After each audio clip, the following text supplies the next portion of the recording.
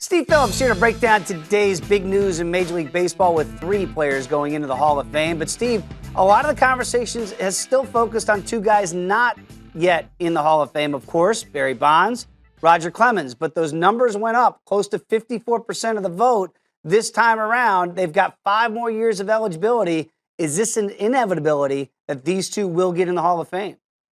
Well, they were trending in the low 60% range, and I thought that would have been a pretty significant bump. It fell back a bit, but still progress for both of them with 5 years left to go. And I think what we've seen is some level of a shift where maybe there's some fatigue from the writers that keep saying, you know what, I'm done worrying about it. I'm going to go ahead and vote them in because their performance before PEDs were a factor, are worthy of Hall of Fame induction.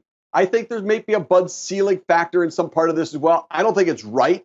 But I think that because Bud Selig is in and voted in by the Today's Game era committee, there are some who believe, well, if Bud Selig's in, and writers may look at it and say, well, then so should Bonds and Clemens get in. They were all kind of the poster boys of that steroid era. I don't think it's a fair analysis of Bud Selig in any way, shape, or form, but you hear that chatter out there in some way. So progress for the 2 big guys in Clemens and Bonds, maybe not as much as they had hoped, but I do think 5 years from now, on their 10th year on the ballot, they will get in.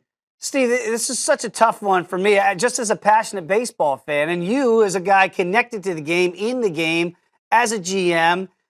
How do you stand on this? Because I don't know how to feel. I sit here and I go, well, yeah, the numbers, it's a no-brainer, but I don't know, are we supposed to have morality in baseball? What do we do with these guys? Well, the character clause is the one that's called into question, right? That's some part of the equation and evaluation.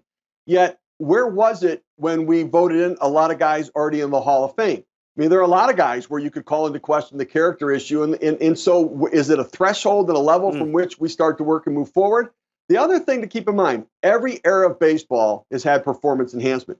Babe Ruth didn't play against the best players in the game. Many of the best Negro League players weren't playing Major League Baseball at the time. His numbers were enhanced by that. When there was wartime and Ted Williams went overseas and Bob Feller went overseas to defend our country, don't you think some guys' numbers were enhanced? We lowered the mound. That improved offense. We changed the dimensions of stadiums. We added the designated hitter. I mean, there's so many things that have gone into this that have changed it. Interleague play has impacted performance that ultimately every era has had it. I believe that the best players should get into the Hall, and then we define the era within which they played, and that would be the best way to direct the baseball writers to consider this era of baseball.